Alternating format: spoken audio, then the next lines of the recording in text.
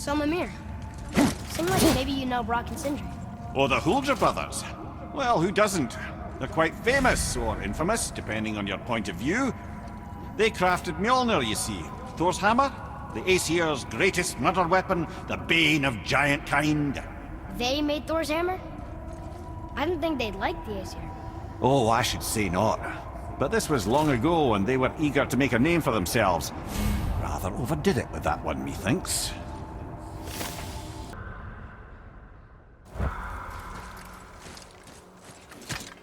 Another one here. This one is Thrym, a frost giant king. Correct. A cunning one as well. Is that Mjolnir? Did he steal Thor's hammer? Aye, for a time. A lot of these seem to end with Thor killing them. Imagine that.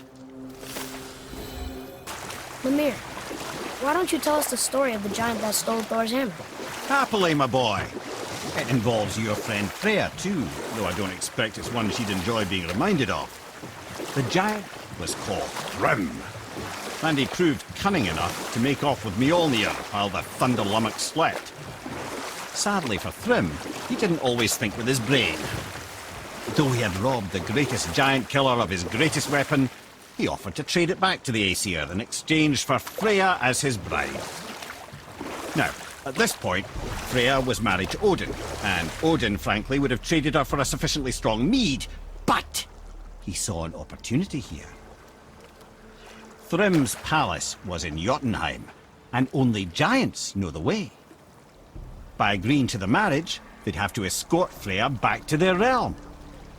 So, Odin coerced Freya into using her Seithar magics to conceal Thor, so he could sneak along with her and infiltrate Jotunheim. When the hammer was produced as the wedding dowry, Thor revealed himself. He took back Mjolnir and wasted no time in smashing Thrym's skull, followed by every other giant present for the festivities. The only thing that put a stop to it was Freya, who wanted no part of this massacre. She cast a powerful spell that hurtled them both out of Jotunheim with no means of return. Odin was livid, hoping that Thor's foothold in Jotunheim would become his own. And oh, would he ever revenge himself upon Freya? What is the point of this story, Head?